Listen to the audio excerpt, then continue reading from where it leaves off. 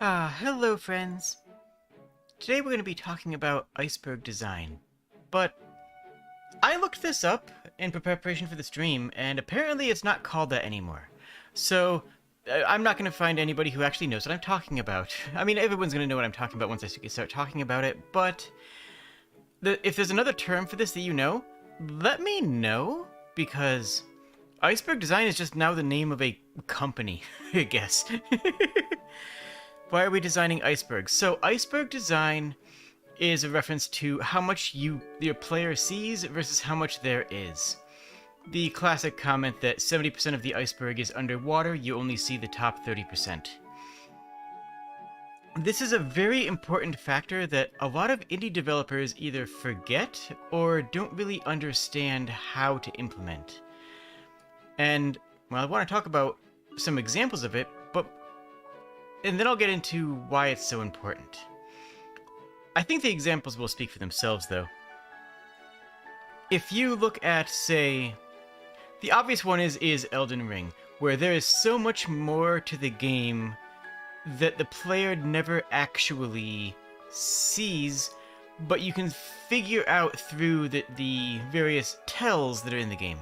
One example that springs to my mind always is in the original Dark Souls. There's a robe that is in the middle of Blighttown, and the question, of course, is, well, why is this robe in the middle of Blighttown? Some players will look at it and say, oh, it's just loot. This is just where an enemy, died and there's a loot there. But then some other players will look into it deeper and say, wait a minute, this particular robe belonged to this particular NPC who was supposed to be in this particular place, then why was he here? And there's extra layers there that encourage the player to think about and muse about what happened. You as the designer need to know this. You as the designer need to already know this information when you make the storyline and when you build the game, but you don't let the player know everything. There are numerous references to alchemy, the language of flowers, in Pokemon. Pokemon has a ton of design depth in it, not just in the Pokemon themselves, but in the overarching narratives of the games. And a lot of people will ignore that. And that's okay, because it's there for you. And some people, well, there are some YouTubers who have made an entire channel off of looking into the deeper meanings of things. And the last one that I want to mention is the Fallout Bible. Fallout has all of its backstory written down in a giant tome, cross-referenced by all of the original developer team at Black Isle, then, Obsidian Studios now, where one of those people have moved on to. And they know all the details that the players have to speculate over. So why do you do this? Why do you hide this information? Well, the short version is so that your players have something to speculate over. You give them something to think about. Give them something to think about why they would want, well, more than a surface level reading of your game. Why would somebody want to look into your game at more than just the basic understanding levels? And it is a lot of work. And sometimes it's hard to justify in your pipelines because it is hard work that is not customer facing, right? It's hard work that the end user isn't going to actually see. And many end users won't care about it, which makes it so hard to say, yes, it's worth the hours and hours of fixing loopholes, establishing concepts, building themes, even though no one's ever going to see them, even though I know that nobody is going to see this information. Well, someone is going to see it. If you make a good game, somebody is going to see it. Why did the war start in Bastion? Well, it's not really covered in the text, but there's a couple hints littered throughout the world, and somebody reading into it can say, oh, wait, maybe X, Y, and Z, maybe something here. They don't do much more than drop hints throughout most of the game. So, how do you design for an iceberg? The short version... Well, no, not short version. This is a stream. We don't do short versions here. The long version is going to be the better way of going about it.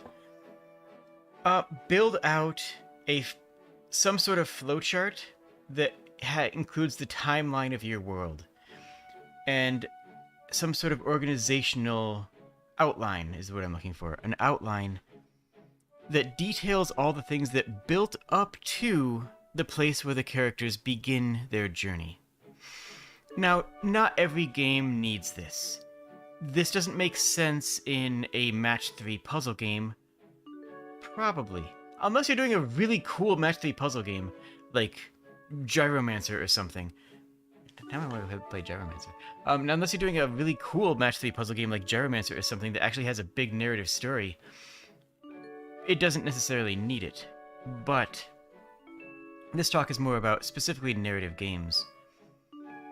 If people you dig through match 3 puzzles to reach the deepest lore, honestly, go play Gyromancer. It's surprisingly good. Underrated game. So, make an outline that includes the events of the world, including things that you will never touch on. Your game may have nothing to do with religion. You should still figure out some sort of pantheon for the people's belief structures. Your game might have nothing at all to do with politicking. You still need to know what governments have existed and what governments have been overthrown. This will help you write better stories, because these stories are going to seep through. Tiny elements of them are going to be there in the final product if you think about them, if you've given them the time of day, if you've taken the time and effort to plot out this world. And then, when you're coming down to writing fluff, you have a reference point for your writers. The writers can go back to your outline and say, okay, this happened, this happened, this happened. I'm going to write about something in between these 2 points. And then they'll add that as an entry into the canon, into that outline. Many people will start to call it a Bible after it hits a certain point. Usually, like, when you hit over 50 pages, that tends to be okay. So, Fallout is a really good example of this. In Fallout, what happened to the world before is simultaneously extraordinarily important to understanding what's going on in the world, and completely inconsequential, right? You don't need to know any details about the vaults, about the Great War, about the invasion schemes, to be able to play in Fallout and enjoy it, right? You can run through the world, shoot a bunch of zombie-looking nerds, and suplex Deathclaws and have a good time. That's fine. But the fact that it's there will engage the minds of the more inquisitive players, and I will always remind you that the most inquisitive player is your base. That is the player that you want to build your games for. The most enthusiastic player of your games is the one that's going to be making YouTube videos about your game. And that YouTube video is free advertising. And that free advertising will give you so much more reach. If you build that one user who's going to look through and try to figure out things, they might come up with a plot hole, and then as a developer you might address it in a future patch, or you might create a workaround, Kingdom Hearts style, where you just end up creating a whole bunch more plot to justify the original plot and refuse to admit that there's a plot hole. That's fine. The fact is that there is something to look at. There is something to consider. There's something to think about. This is what encourages the players to think about your game, because you already have. Is this in a stream on how to make an iceberg in Unity? No, absolutely not. And there's an old saying that a game is not done when you don't have anything left to add. A game is done when you don't have anything left to remove. You should be trimming and streamlining your games, always. When you finish your game, you should probably leave 10% of it on the cutting floor. Just in general, you should be thinking about what you can streamline, what you can trim, what you can make run more efficiently, what's going to work better for your storyline. And this is not just games. I should clarify that. This also applies to any sort of creative writing. Lord of the Rings is another phenomenal example of that in the creative writing sphere. In Lord of the Rings, we will never know some of the stuff that was already written out in Tolkien's brain mind. We only can see some of the notes that have been released and put together the backstory of what some of them mean. And that's okay. We don't need to know every single detail, because the fact that they're there is why he was able to make such a vibrant world. Making a world that feels lived in is difficult. I don't think there's any question about that. I don't think there's any contest on that.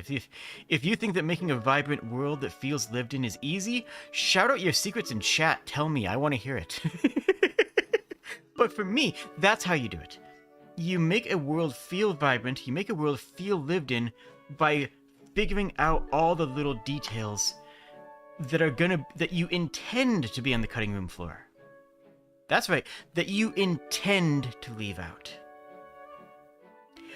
I will go recommend in any moment to look up Vati videos on Dark Souls, or Loxton's videos on Pokemon, for two examples of people who have hundreds of thousands of hours and have hundreds of thousands of subscribers for what are functionally fan pages about somebody else's game.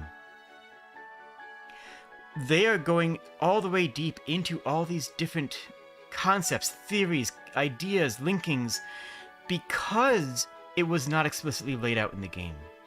Because that information was kept secret from the player for them to speculate on. That's great. That's all, again, all of that. If you're the developer, that's all free advertising. Skyrim is a really interesting example in that it feels lived in, and I would argue possibly that Oblivion a little bit more so, but you're correct in both.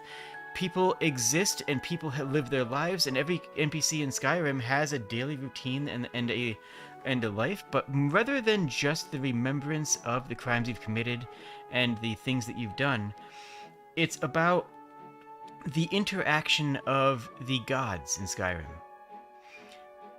There is a entire litany of books, like there's an entire document somewhere that details the creation story of Skyrim, the creation story of Skyrim as it is told in Skyrim, which is different, all the things that the people believe about the gods, and then somewhere else all the things that the gods actually do in Skyrim. And this leads to wonderful moments. There are actual moments in Skyrim where you can find this. And one other thing I will add to this is that the lore in your game does not need to be true. And Skyrim's actually an excellent example of that. The lore in Skyrim does not need to be true. An individual's book in Skyrim is not canon truth word of the developer. An individual book in Skyrim is an individual book written by somebody in Skyrim who believes a certain set of things.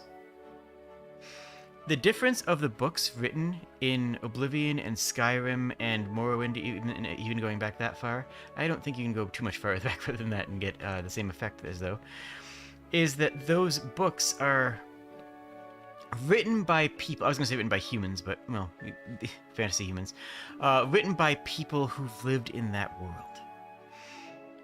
Somebody writing that in the northern land, unreliable narrators, that's the word I'm looking for, thank you very much. Somebody has written out what all these things mean, and to them. The person who's writing a book in Blackmarsh about Skyrim who has never been to Skyrim is going to lie. They're going to say, oh yeah, I totally went there and they had a whole bunch of werebears. No, werewolves. They have werebears in Skyrim. That's actually true. That's actually a thing in Skyrim. Actually, that goes all the way back into Morrowind, doesn't it? Jeez. Where they say, yeah, there's no werewolves in Skyrim. They're all werebears. And then Skyrim came out and people were like, hey, you have an entire quest line dedicated to werewolves? Isn't this like a plot hole? Isn't this like a plot hole? Isn't this like a big plot hole? Didn't you make a plot? No, they didn't. Because the book about the werebears was written by somebody who had never been to Skyrim. Like, in the story, in the canon, inside of that world, that book was written by a person who was not lying, but fabricating to try to sell their book. And that makes for a more interesting world. That makes the world feel more lived in. Also, on that note, write different voices for different characters. Don't have everybody sound the same. I don't mean just giving them vocal tics. I mean actually have different writers with different writing styles, or excellent writers who know how to write in different writing styles for different characters who are writing different parts. You can see this very effectively in Fallout New Vegas when you're going through terminals, how different terminals read completely differently than others. It's great. Anyways, this is about keeping your players curious. You want to have little hints in your game, but you also want those hints not to tell the whole story so that the players can put them together. Would Oblivion be a counterexample to that? In what sense? I am curious. If you're talking about the voice acting sense, then no, it's just that they didn't have enough voice actors for Oblivion. They spent all their voice acting budget on having Patrick Stewart for like 16 lines. No, more than that, for like 35 lines or so. And that was the majority of their budget for voice acting. But that's neither here nor there. But Oblivion has a... no, they had a lot of writers, actually. Well, or they had a writer who was writing a lot of different voices, at the very least, I should say. But one example that I love to bring up is alchemy in Pokemon. I can give you some dozen or so videos that talk about all of the alchemical references in Pokemon to the point where it's virtually indisputable that they're there. To the point that there's no real question about how much stuff there's going to be that was intentional. Things like Solgaleo representing the sun is obvious, but Solgaleo representing the sun with Lunala representing the moon, with the hybrid of the two in representing the animus of life, it's like, wait a minute, all this kind of makes sense, and then you start factoring in the way that the evil organizations are creating Pokemon, which sort of mimics medieval alchemy, and then you start adding in various other Pokemon names and symbolism, and it's like, wait a minute, there's a lot more here. This can't be unintentional. This is a kid's game about fighting monsters. Why is there an entire dissertation worth of content about weird alchemical symbolism in this kid's game? Well, it's because that additional content that was written by the developers that never intended to be made obvious to the public is still adding a lot of to the narrative of the game, and, well, it's interesting, right? It makes the world very, very interesting. It makes it more of a surface-level reading than most players would otherwise get. And I'm not talking about, what could I don't want to call out MatPat too harshly, but, like, there are absolutely creators out there who will invent depth in games. Five Nights at Freddy's is a good example of a game that didn't really have a lot coming in at the beginning, but they added a whole bunch of more post-mortem on in later games and pretended it was there all along. That's fine, but if you go by creating it first, by creating all that lore first at the beginning, you have more to work with and you can write better stories. And once you have that backdrop, the stories will start to write themselves. You can put a character in and say, okay, what happened at this point in the lore, and be like, oh, well, this was here, so we can assume that these two forces would have worked on the same individual. You have more writing prompts. It is easier to write out this information.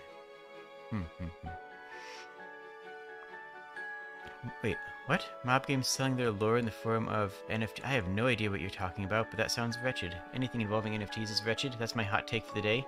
If you're an NFT stan, unsubscribe. If you're not, if otherwise, subscribe. Actually, just subscribe either way. Honestly, never mind. Anyways. So, create an outline. If you are Poppy Playtime Lore NFTs, wow. That's weird.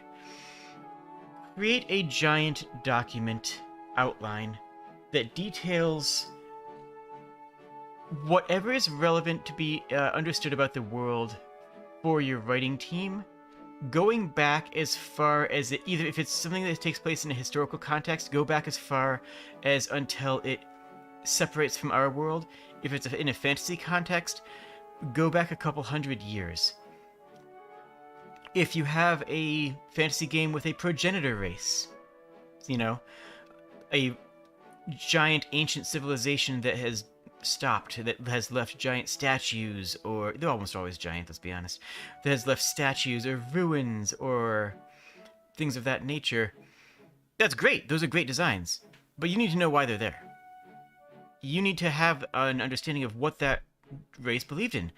Whether it be the giant statues in Terra, the ruins and ruined architecture in Final Fantasy XI, the destruction of, like, what the creation of the world, literally, in something like Final Fantasy VI, or the destruction of the world in something like Biomutant or Fallout. Even if it's not relevant to the world, you need to know it. Biomutant's actually an interesting example. I played that on the channel a while ago, and why the world was destroyed is completely immaterial to the game. No one in the game really knows why it was destroyed because it was destroyed so long ago. But the writers do know, and they've dropped hints about what happened all throughout the world, and there's little voice quips from the narrator here and there that touch on what happened without going into enough detail to really satisfy. No, there's not enough detail to satiate the viewer. The player will want to know more if you give them tidbits, but you have to have the meal withheld. You have to have the tidbits coming from a greater meal, and you as the designer need to know the entire thing. Otherwise you will have inconsistencies, and those inconsistencies will create a less interesting experience, frankly. Those inconsistencies will start to shred out the lore that you're creating for the game. So, leave space for things to be forgotten, but keep in mind what the world has forgotten. Right. Let there be things that have gone into obscurity, but know yourself what is going into obscurity. That's a good way of phrasing things. Toss down some other examples in chat of games that you've seen do this.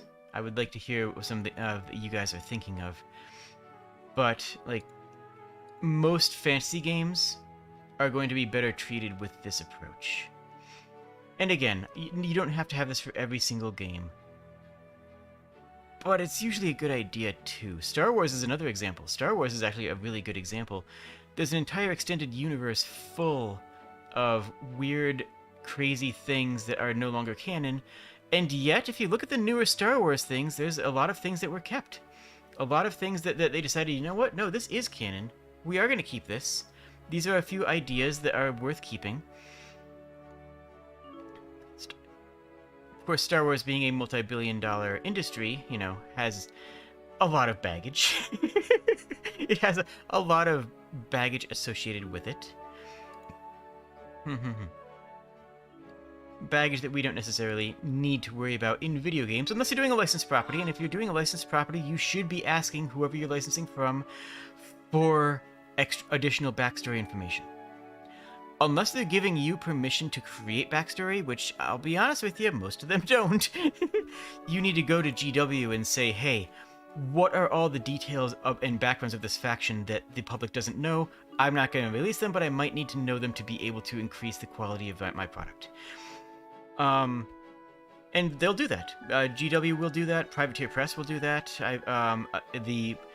I know that the original creators of Fallout have released much of the Fallout Bible, the Fallout backstory and depth in there, to Bethesda and to the public at this point. They've actually released much of it in forum posts. But for years, for decades, not for years, for decades. For decades, they had people doing Q&As about the original Fallout games. Like, quite literally, like, they had Q&As from the original Fallout team about questions about the world, and they had answers. right? They had answers as to all these things that happened, all these little bits of technology that were developed and scrapped. Even little concept pieces that were never seen again. Until later Fallout games focused on nostalgia more than new content, but that's neither here nor there. Portal is a fantastic example as well. Portal is actually an outstanding example, thank you. In Portal 2, you see a ton of information about the world, the backstory of Aperture and all that, and all of that was there in Portal 1. All of that built Portal 1. And there's more information that we still don't know about Aperture, why exactly things started to crash, or what effect it had on the surrounding regions, or what happened in the in-between times, or are there still people alive outside the world? Like, that's actually a valid question in Portal 2, right? But or how it relates to the rest of the Half-Life universe, because there are crossovers in there, and how much of those are fan service, and how much of those are canon, and how much of those are etc., etc. And someone out there knows, right?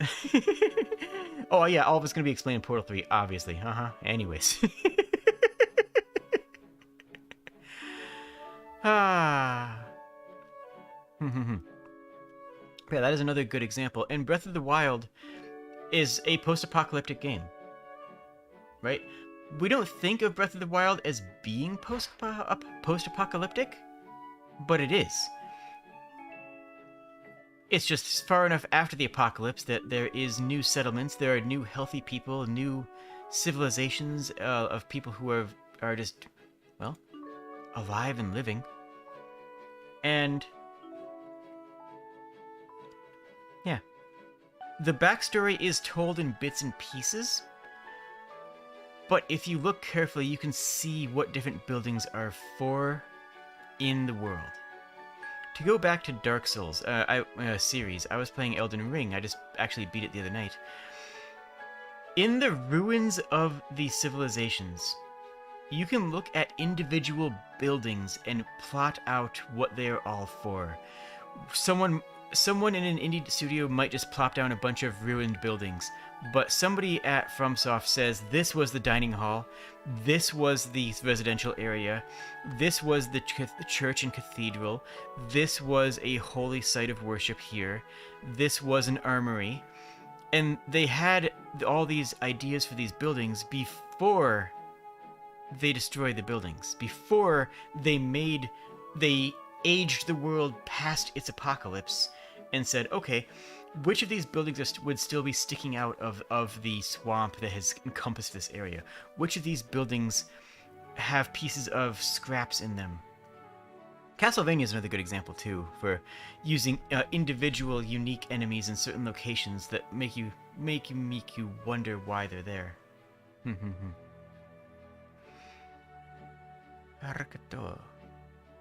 And so how do you do this? I'm going to want to refocus on how you do this. It comes down to having a good outline. Have a long outline that covers all of the things that have happened in relevance to your game's plotline, leading up to it, and then have a bunch of stuff that's going on elsewhere in the world at the same time as your game takes place. Flesh it out. What food is eaten by people? That's something that a lot of people ignore. What is the food like? Do they have tomatoes? If this is a medieval game, do they have tomatoes from the Americas? Do people trust them? Do they have lemons? Is that going to be relevant to your game? Probably not. Probably not. But, well, that's the kind of depth that will spark other questions like, wait a minute, well, know what? They wouldn't have tomatoes because this takes place in the 1400s. But then you might start thinking about it, well, they'd be using pewter cookware. Well, if they're using well, wait a minute. There's no iron in this area. What if we change the pewter to silver? What if we say that silver was incredibly common? Wait a minute. What other repercussions would there be if silver was an incredibly common metal? It wouldn't be used as a valuable metal. It would have just been the default metal for a lot of things. Are there other pewter alloys that we should be focusing on in our design? And all of a sudden you might have a design that looks completely different, and you might be able to make your identity of your game more unique because this abundance of silver that you just came up with is changing the architecture you have silver nails, and you have, and the trimmings of the remaining buildings are made in this common material. You've just changed the entire atmosphere of your game with just a couple of jumps off of this leaping point. This sort of thing stops your game from feeling generic. This sort of thing stops your game from feeling like other games, because having a fleshed out world makes it unique, right? It just straight up makes it unique. It just will always make it unique. And having that uniqueness, well, that's just always going to be important for your ability to sell your game, right? Your game world is a character. Your game world is a character, please remember this. Even if it takes place in the real world, even if it takes place in our world, your game world is a character and needs more plot development, more character development, and more consideration than any of your protagonists. This also stays true in when writing about character backstories. It's important to have motivations for your characters, but it's also important to have those characters, whether or not they understand why they have those motivations, it's important for you to know what built up those motivations in the characters. If you say this character, oh, they're a princess stereotype, they are really haughty and go, oh, or whatever. Like, sure, fantastic, cool, why? What was their childhood like? What was their first experience with a commoner? Why did they feel like they're better than everybody else? And can you substantiate that with something, some events in their childhood? Were they originally from a common family? Do they have a disdain of how they used to live, and now that they have something greater, do they think that they've deserved to be raised in station when they got married? What is the background that caused the character to have the personality that they have? Otherwise, you run the risk of having a one-note character. Otherwise, you run the risk of having a character that feels bland because, and not to put too fine of a point on it, they feel bland because they are. If you think in more depth, you can create a more interesting character. To go back to Bastion, which I had brought up once, like, you have the characters of, what's his name, the other boy that you find, and you have a whole reason for why he is the way he is. His character's development is actually a part of the main plot line in the later part of the game, but that depth of character makes him feel like a person, right? Makes him feel like a unique individual who has lived a life, as opposed to a caricature, as opposed to a one-note flat caricature that exists just to serve a purpose in a game. No, it's not easy, right? It's not easy, and it takes man-hours. This is always the struggle for an indie studio, right? I think we can all agree on that. This takes a lot of man-hours. But they're worth it, and they will pay off, and they honestly will save you man-hours when it comes to level designs. They will save you man-hours when it comes to writing all of your fluff story pieces. How many men per hour? Well, that's a question. That's up to you. These will help save you time later on when you are if you're writing an MMO storyline. Heaven help you. Like, seriously, may God spare your soul if you find yourself as a writer for an MMO. But if you are writing an MMO, then having all this backstory will let the pencil glide across the paper when you're writing all these fluff pieces for the 1,000 quests. If it's a quest-based game, you have hundreds of quests to write. You have thousands of quests to write. You have tens of thousands of words to write. I pray you have enough voice actors if you're going to take that route. But regardless, that is going to be easier if you have this background to say, okay, well, I know what the economic situation in this area is. I know what the people here believe. Sayek says, if there are homosexual or transgender people in the story, are they accepted, and what does that say about the world? That's actually a really interesting point, because you don't need to get into all of the background of gender politics in your world. All you have to do is say, is this something that are people are okay with? Are you or are you taking this in a historical sense, like the Maori, where you have the third gender people, where you have, or um, the Greeks, where it was sort of just accepted that occasionally, was it Apollo? Occasionally, Apollo would put a person in the wrong body, and like the Greeks were okay with transgender. I mean, there's a hot take for some people. People will not like hearing that. It's true. The Greeks were actually accepting of transgendered people because they just said that Apollo would occasionally put people's brains in the wrong body or souls in the wrong body when they were being born. And what impact does that have on the rest of your world, right? What impact do these thoughts and these, social cues have on the rest of your world? It doesn't have to be impactful. It doesn't have to be a story about being transgender to have a note about how transgender people are accepted in your world, or not accepted, as the case may be, depending on the situation.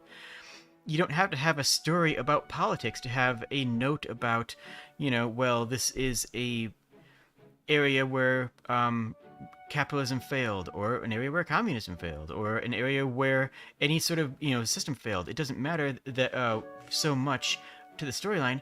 It matters that you've thought about it, because that will help you shape your story, even if that's not the focus of your game. Again, alchemy and Pokemon, it's a thing. Look it up. I mean, I'm pretty sure if you'll find it right. Hold on. Yeah, if you just Google search alchemy and Pokemon, you will find a Loxton's page, and there's a ton of alchemy theory in there. It's a kid's game, but that level of depth there is valuable. Also, Language of Flowers is weirdly common in games. Language of Flowers being a system in Victorian England, high Victorian at times, where you could make an entire statement based on flowers. Like, different flowers would mean different things if they're arranged in different ways. And thinking about that in your art design can be valuable. It can add a lot of depth to your own art design if you consider that. You don't have to talk about it to the player, but at least one of your players, and that player will be your biggest fan, will say, "Oh my gosh, look at this thing here! Look at this thing that this dev did! That's amazing!" And they'll say that to their friends. They'll say that to YouTube. If your game's big enough, they'll say that to hundreds and thousands of people. Again, free advertising. Like, you want this.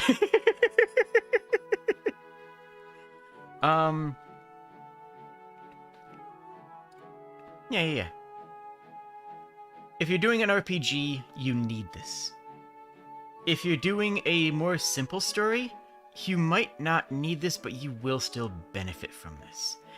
If you're doing a kid's story, you will be shocked. You will be genuinely surprised at how much this will help you.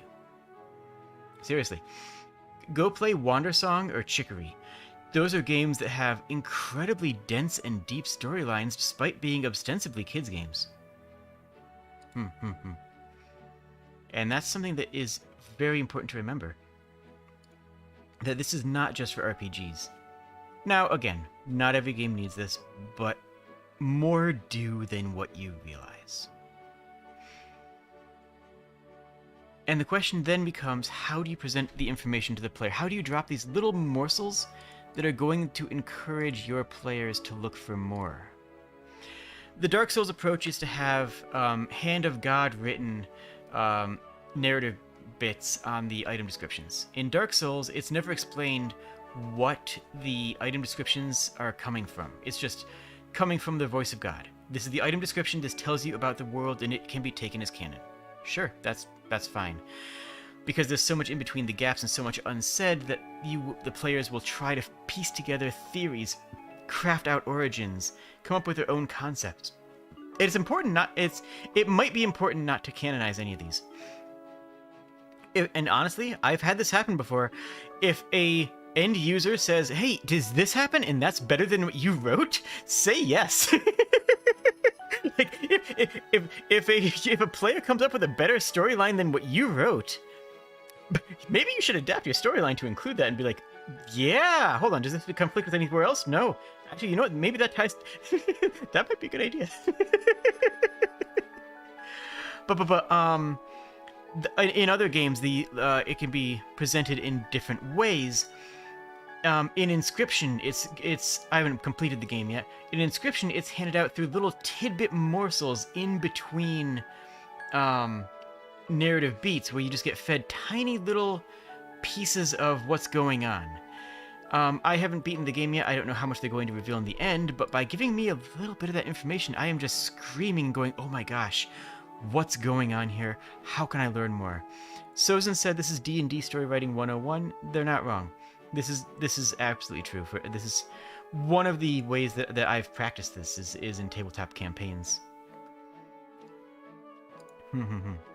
But any sort of creative writing scenario is a good position for it. Anyways, other ways that you can present the information to the player: legends. The legends and prophecies of the land, you get to decide how much of those are based in reality. Some of them might be fake. Some of them might be completely true. Some of them might be just complete whims that were made up to explain a natural phenomenon. Others of them may have been passed down from the hand of whatever god you have in that world. But you need to know which is which. You need to know which of these prophecies and which of these legends is true and which is false. I actually have a video in the works, in the pipeline, about a really interesting moment in Oblivion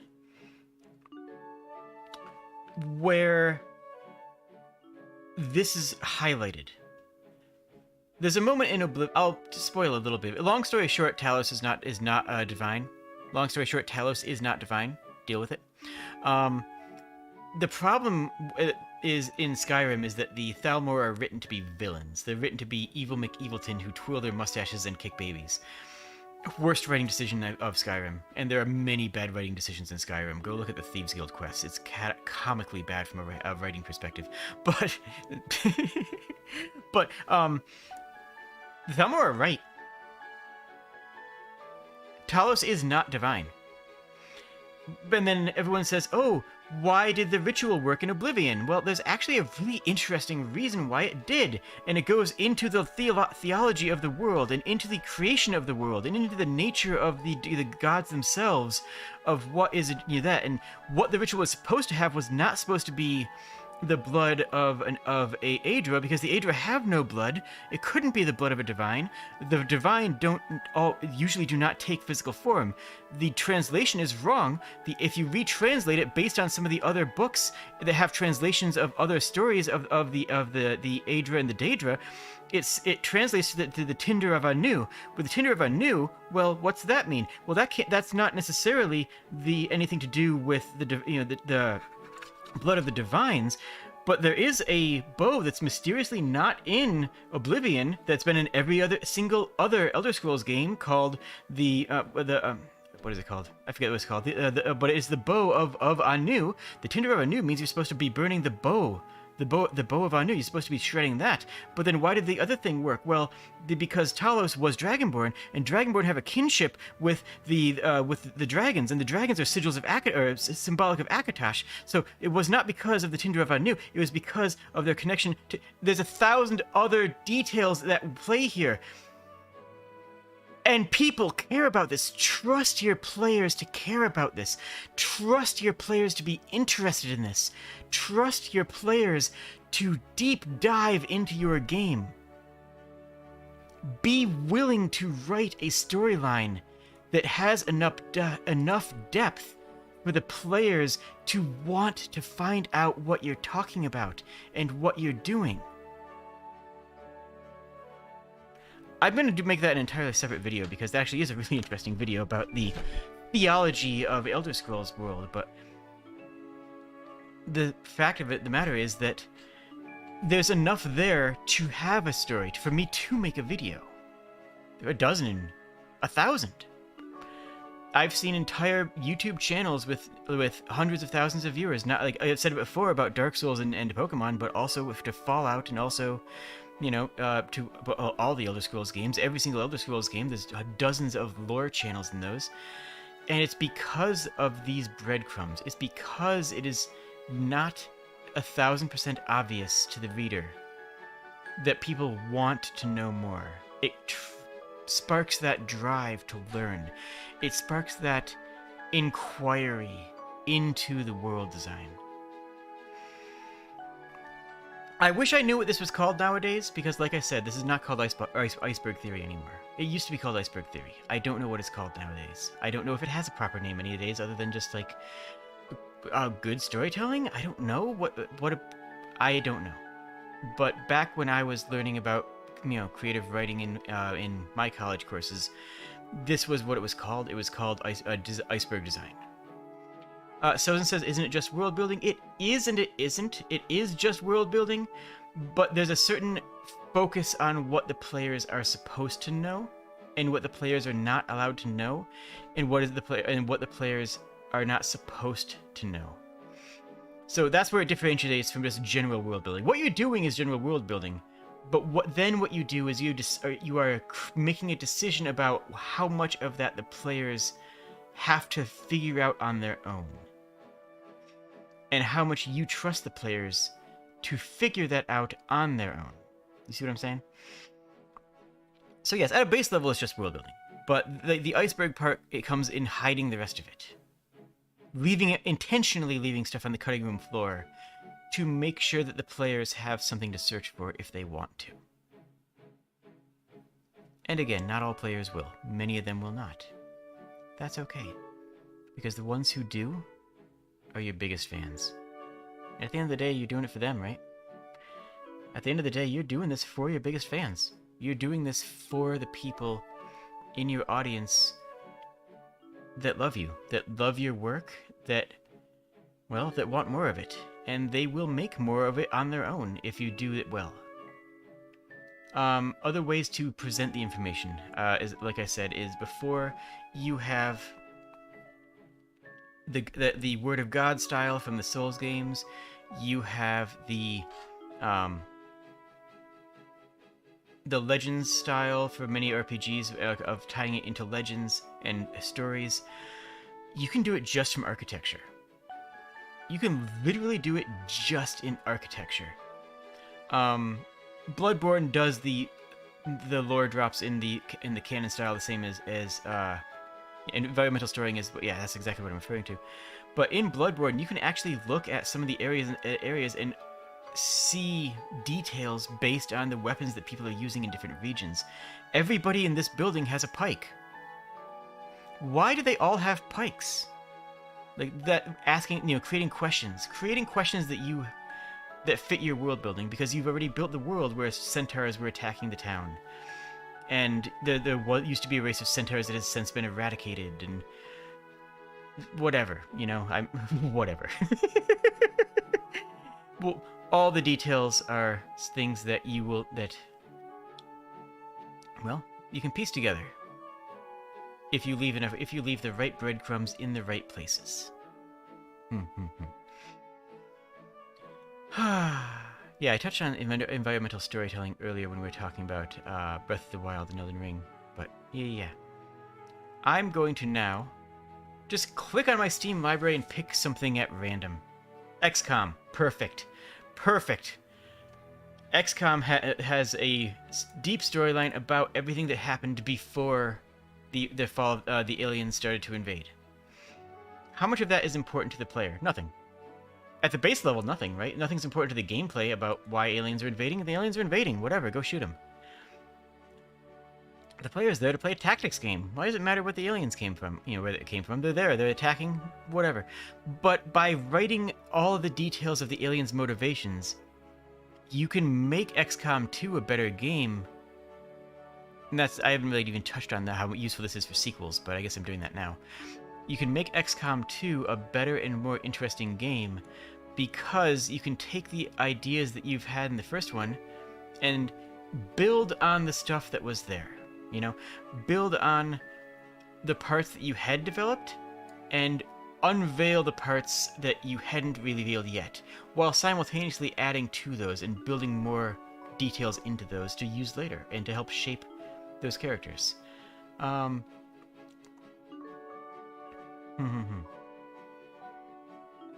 Civilization is actually a really interesting one, because Civilization surprisingly does have this. Now, you might be thinking that's crazy, because Civilization very much takes place in a fantasy hour world where, you know, you're settling and building a civilization throughout our timeline, but there are two games that exist post-Civilization. Civilization Beyond Earth and Civilization Alpha Centauri are both two different games that take place after a civilization has won through a space victory. It takes one of them, says, okay, Civ, actually, yeah, it was Civ 2. Civ 2, one of the ways to win is to populate another planet. Cool. What happens when they get there? And then someone wrote out hundreds of pages about what happens when they get there, and they made an entire game based on it. They made Civilization Alpha Centauri. They made small little bits of the world coming and decided how the people would fracture. In Beyond Earth, it was one faction that made it to the stars that split into 6 more factions when they were in the sky. When they were in the stars, they split up into more factions based on ideological differences. It was a generation shift. These weren't the same people who boarded the ship when it left Earth. In the space, in the time in between, in space, they severed into new factions. Well, that's a reasonable human thing. What do each of these factions believe? Well, guess what? They all have a very clear set of beliefs, and they do the same storytelling that Dark Souls does. I'm not even kidding. Dark Souls and Civilization have the same storytelling because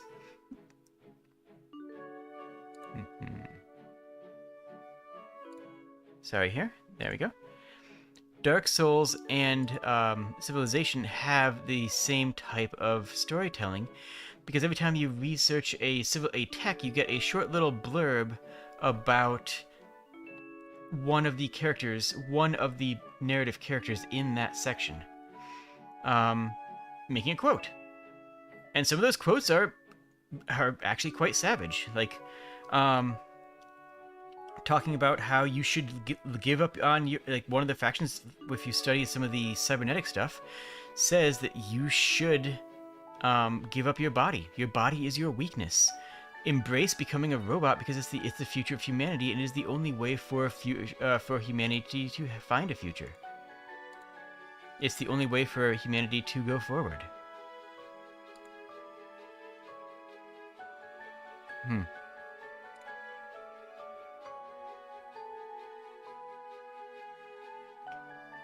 In summary, I hope that all of you have a wonderful day, and I hope that this has been a helpful idea for you. Wait, actually, here. There we are.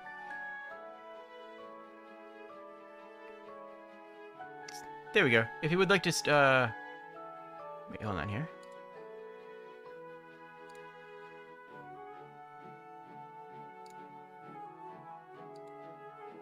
There, fixed. Okay. Sorry about that.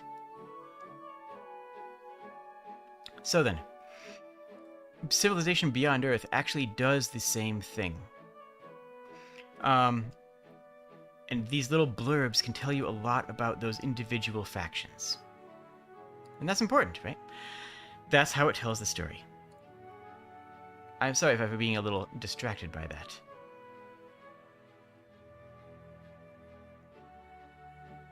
Let's see here.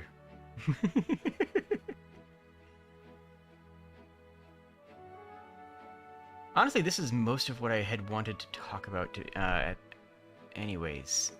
A lot of what I really wanted to focus on was the amount of value that you can add to your game and add to your players through these paths. And hello, Kirix. It's that time of the year again. Yeah, I suppose. It happens on occasion.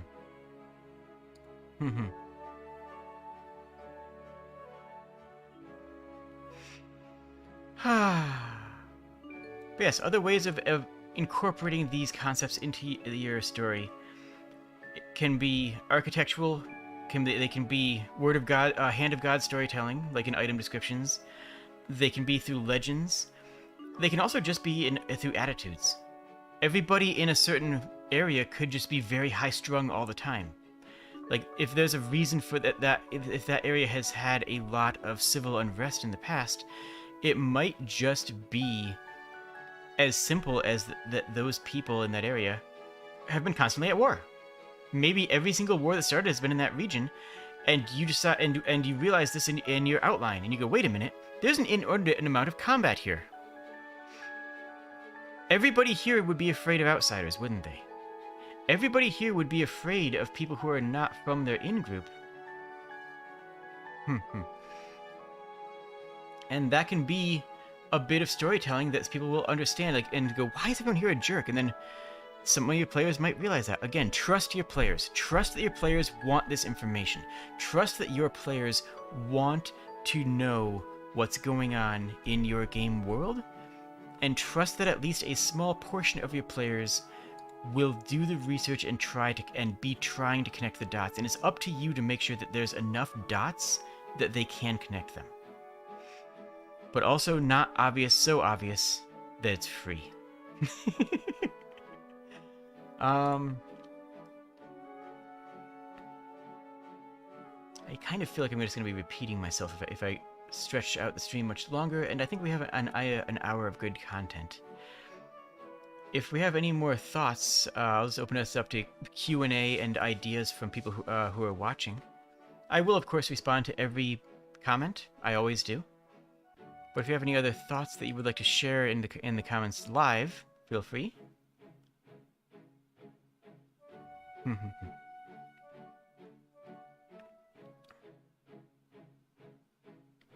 I think it's also pretty easy to think of games that don't do this, right? Oh, I just thought of one of the best examples. I just thought of one of the best possible examples of that, and that's the Outer Wilds, or the Outer World. Which one? The spacefaring one. Well, I guess it was spacefaring one. Outer Worlds. No, Outer Wilds. Yes, the Outer Wilds is tough. It's full of iceberg. You have the entire game is hinged on you wanting to know about the progenitor races. The entire core storyline and narrative of the entire game is, what is this world and how can we learn about it and how can we get more information about it? Everything that's built into the game is about trying to hunt down these concepts and learn about what the people who came before had in store. I'm actually going to be playing Outer Worlds on the channel in the near future. But Outer Wilds is the better iceberg from what I understand. Although I don't doubt that Outer Worlds is going to be doing a good job of it too, because it is Obsidian. Obsidian does a great work in this regard. But yeah, now think about a couple games that had flat characters. Or even better yet, think about a couple of anime that have flat characters, right? Is that going off? Yeah, cool. Even beyond that, think about anime or TV shows that have flat one-note characters, and think about how much more backstory they could have. Minecraft is actually a really interesting example because it has lore, but it doesn't tell you about it. But the lore is also incredibly fluid and malleable because the Minecraft lore doesn't, and in fact can't, apply to one specific world, right? The Minecraft lore has to be general and conceptual just by its very nature. It's impossible to have specific Minecraft lore. But that doesn't mean it doesn't exist, right? It doesn't mean that there isn't something to research and something to think about there. As opposed to something like Sword Art Online. Yeah, I said it. I'm going to call out Sword Art Online for its for bad world building. Why would a character who was traumatized emotionally and physically by living in a game world be immediately hype at the beginning of the second season to jump into another game using the same tech? You're literally using tech based off of the first game. It wouldn't. Absolutely wouldn't. Why would a character as vibrant and interesting and cool as Asuna, a strong female protagonist who kicks down the door and says, I'm not gonna let you save the world without me, I'm gonna fight at your side. Why would a character like that sit with her sit on her hands in a literal gilded cage in the second season because someone needs to rescue the princess. She wouldn't. It's bad writing. It's a bad writing because they had a character who was one note conceptually. They didn't actually have thoughts about how their personalities and how their characters would develop. They just wrote a story without much thought as to the impact that that story would have on all the characters. Now take that in the opposite direction. Look at That Time I Got Reincarnated as a Slime, an anime that I highly, highly recommend that you all watch a season of if you want to see some outstanding world building. There is so much depth and detail there that is made into the core of the series, of the show.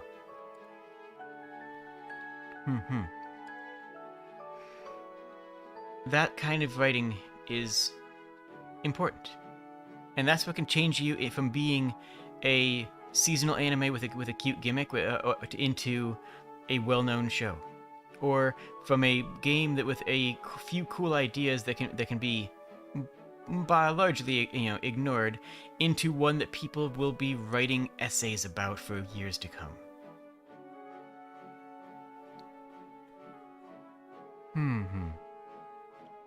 On that note, I would like to thank you all for joining. I hope that you had a good time. If you enjoy this content, well, like, subscribe, all that fun stuff, and share this channel. Honestly, real talk, that's the best thing you can do for me, is to share this channel to other people. It's not easy to be a creator because YouTube doesn't always promote me very well. The Owl House I've been meaning to watch, but Gravity Falls is actually a really good example as well. That actually is a good example and I think Disney is worth bringing up here in general. Because Disney has kind of always done some stuff like that. So is comic books as well, for that matter. But yeah, Gravity Falls is a very good example of that sort of deep world building where the first moment you see Bill Cipher, there is 1,000 things about him that the writers know that you don't. And you are not allowed to know until it's time. But things that have been seeded since the beginning of the first episode have already been there, right? That have already been in there about the books and about... Also, you know what? I'm just going to mention that as well. Replayability. This is about replayability as well. Your world will be much more replayable, will have much better replayability if you follow these things, if you follow these principles. Because people will want to go back and play them again. If you have a third act plot twist, you might be thinking, well, this is a narrative game. People don't replay narrative games. People always one and done them, whatever. But if you have a strong twist, like in Gravity Falls, for example, people will go back and play your game again and look at what happened in the beginning and say, wait a minute. Oh no, this is because XYZ. Final Fantasy VI. The first time you play through it, oh, Locke just saves people because he's arrogant. Then, because he's haughty. Then you find out, no, he saves people because he lost somebody, and that hurt him because he loved them, and he can't deal with that again. Then you play Final Fantasy VI again, and you see the first thing that he says, I can't let this happen to someone like you. And you realize that that's not him just puffing his chest out saying, I can't let that happen to someone like you. It's actually at his heart saying, I cannot let this happen to someone like you, because emotionally he can't handle it if someone else got hurt when he thought he was supposed to be able to protect them. Like things like that change the perspective of what the viewer has on the world and on the characters. Final Fantasy VII, also a fantastic example of this. Playing through the first time, finding out the nature of Cloud and Genova and the nature of Zack, and then playing through a second time and looking at how Cloud handles these moments in the on the first and how the people around him, specifically Tifa, who actually does know about Zack, will sort of just look the other way and pretend that she's not listening when Cloud is saying things that Cloud believes to be true. Does Cloud believe them to be true, or is that not something that he actually knows is true or not? It helps the replay value of your games, especially narrative games which traditionally have no replay value.